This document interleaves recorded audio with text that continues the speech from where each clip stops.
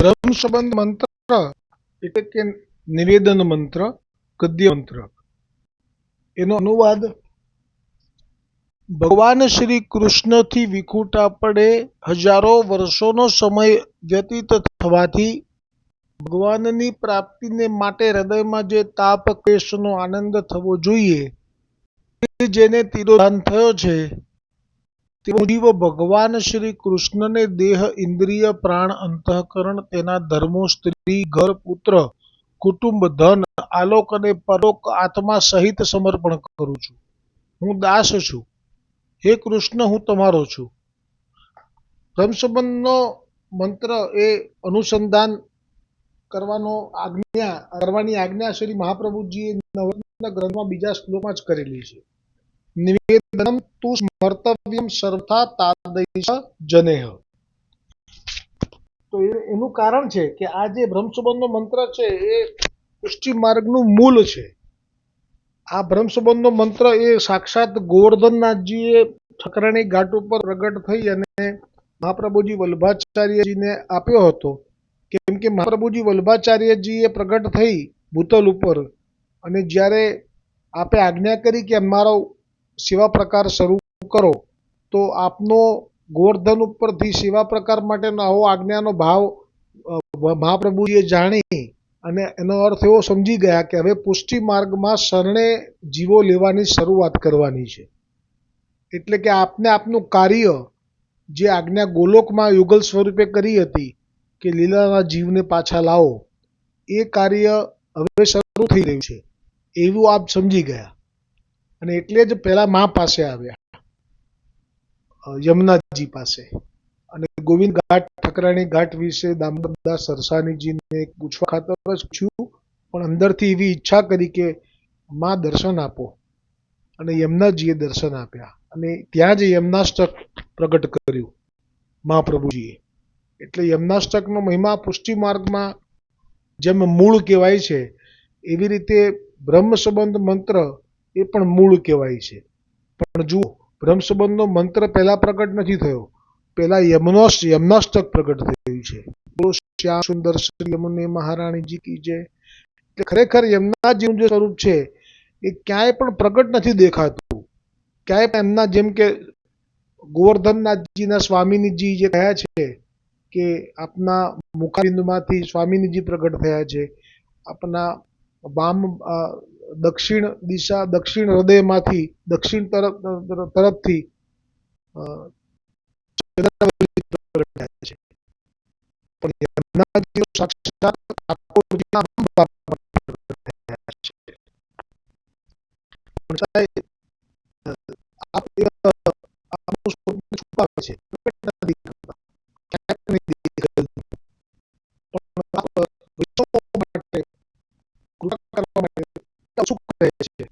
અને ઠાકોરજી સેવા માટે કેવા અગ્રસર થાય, પણ આપ તો ત્યાં બિરાજમાન છો, દાદીજી સ્વરૂપે. એટલે આપને કોઈ વચ્ચે પડદો નથી. આવું આપણું સ્થાન છે. એટલે મહાપ્રભુજી પાસેથી પ્રશ્ન કર્યો કે પછી સાક્ષાત યમુનાજી આપ પધાર્યા. આપણે યમનાષ્ટક કર્યું. યમુનાજીની વિનંતીથી જ આપણે બાપુજીનું પારાયણ કર્યું. અને પછી રાત્રિએ ગયા પારાયણ થયા પછી તો નિદ્રા નથી કે હવે પ્રગટ પડી આવી. પણ કોઈ સમજાતું નથી. આ જીવે થાય છે બધા પડેલા છે. ઘરમાં પડ્યા છે. દેવતાઓના આવી રહ્યા છે. હવે એને કેવી રીતે આપણા સ્વરૂપમાં આવી રીતે સંભવ થાય? પછી વખતે પ્રભુએ પ્રગટ થઈ અને આ મંત્ર આપ્યો છે. એટલે આ મંત્રની અંદર જે ભાવ છે એ આપણે જે પ્રગટ કર્યો છે, એમાં આજે એક વખત જ પ્રભુની લીલામાં આગળ જીવો છે એના માટે આ મંત્ર છે. એટલે આ જે શબ્દ છે, આનંદ, આપ કૃષ્ણનો આનંદ થવો જોઈએ, એ જ જેને તિરોધાન થયો છે. એટલે કે જેમનો ભાવ છે, આ આનંદનો અનુભવ કરી ચૂક્યા છે પહેલા. વિહાર કરી ચૂકેલા છે, બાંગ્લા કરી ચૂકેલા છે, માંગે કરી ચૂકેલા ચૂકેલા છે. તો આ જે અનુભવ આટલો પુરુષોત્તમ શાનો પણ અત્યારે તીવ્ર રીતે બોલાયો છે. એ મહત્વનું કે દાસ શબ્દ બહુ મહત્વનો છે. એવી રીતે આ પુષ્ટિ માર્ગના મંત્રમાં એક આ પણ એટલું જ મહત્વનું છે. જે હતા અને જે અનંત કરેલું છે એવું વિસ્મરણ થઈ ગયું છે. પણ આ જ છે પુષ્ટિ માર્ગમાં બીજના સ્નાન થાય માર્ગમાં. બહુ જ વાત છે કે બીજના સ્નાન થાય એટલે પછી પડ્યા પછી પણ એમને વળી પાછું મળે જ. એક વખત તો પુણ્યને ભજી લીધા મળેલા માર્ગમાં. એને જો તમે ના છોડતા હોય તો પુષ્ટિમાં તો છે. પતિ પોતાની પત્નીને એવી રીતે કહી શકે. એક વખત પોતાની કરી લીધી પછી આ પિયર જેવું જવાય. આપણે પિયર જ આવ્યા છીએ જેટલા પણ ગયા છીએ બધા. પિયરનો સ્વાદ એટલો જ ચાખી લીધો કે આપણે રહી ગયા છે. આડા પડી ગયા, પૈસાના પેલું એવા કેટલા છે. પિયરમાં જવાબ તો એવું જ છે કે અમારા સેવા માનીને ભાઈ અમે પિયરમાં આરામ કરીશું. કે જે આયા છે આયા છે બધી આવી.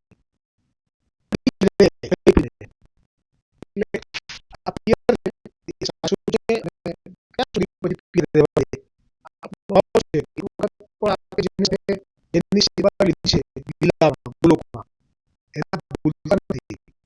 એટલે આવું સુંદર રસબંધ મંત્ર આપે જ મહાપ્રભુજીએ સર્વપ્રથમ સસાનીજીને બ્રહ્મસંબંધ આપ્યો અને પછી આ શરૂઆતથી પછી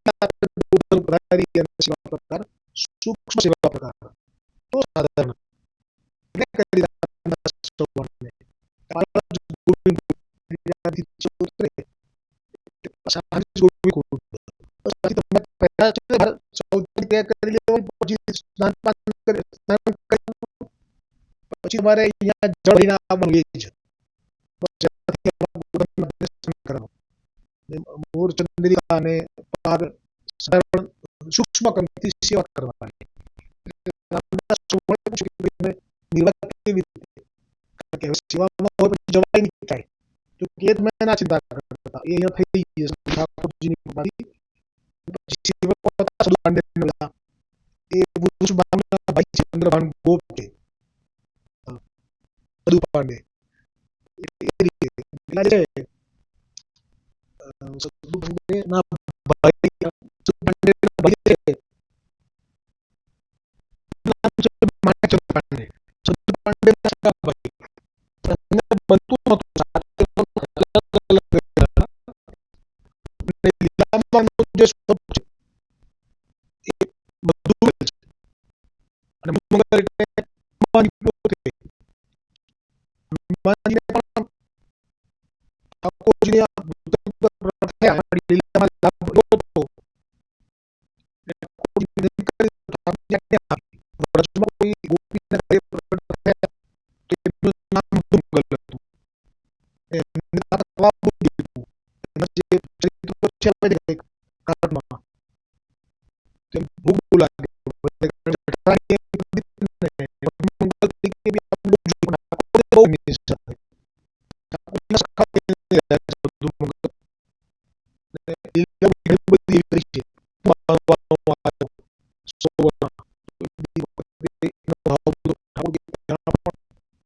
કરે છે અને એવું એક શું કે મંગલ પૂછેલું કે ઠાકોરજી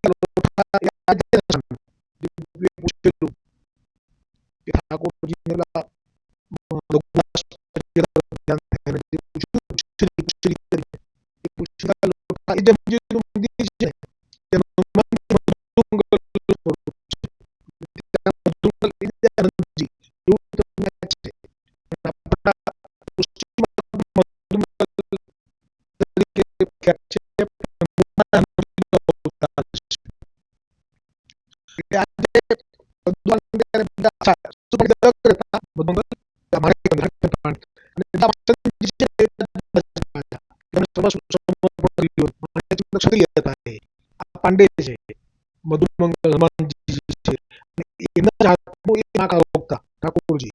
એટલે એમની સેવા હતી ને નિત્ય, જ્યારથી મહાપ્રભુજીના સેવા થયા માણેકચંદજી એટલે કે મધુમંગલ, એમની સેવામાં રોજ નિત્ય અને બધું માટે ઘી, દૂધ અને જે પણ માંગે, જે જરૂર હોય બધું ત્યાં ધરતા. અને એ રીતે રામદાસ ચૌહાણ મારા જે સેવા જેને મળી એવાથી જે લોકોએ પદનો અનુભવ કર્યો એ ભાગ્યશાળી ગણાયા. પણ જેને સેવા કરી સેવા એટલે એમની લીલા થવાની જ છે. એમનું જીવન એ સાધારણ લોકોની જેમ ગયું, એટલે અસમર્પિત લીધું અને પછી એમણે જેમ તેમ કરીને જીવન પૂરું કર્યું. તો એ પોતાનું જીવન સાધારણ મૃત્યુ, પણ જેમણે મહાપ્રભુજીના દરેક કોઈના હાથનું ન લેવું, એમાં જેટલું બને એટલું પ્રયત્ન કર્યો કે બધા સાથે જવું પડે. એવા બધા એવા નદી હતા કે જે ઘરની બહાર નીકળે બજારની શોધ છે એ બીજી સાથે હતા. એમને પછી સહકાર આપે છે મહાપ્રભુજી. એ ફરીથી આવતા 84 નામ ને પરિણામને એમને પૂરો આપવા અત્યારે છે. પણ એ લોકો માટે હળેજી જાય શું થાય કે બધાથી છૂટા પડી જવાય.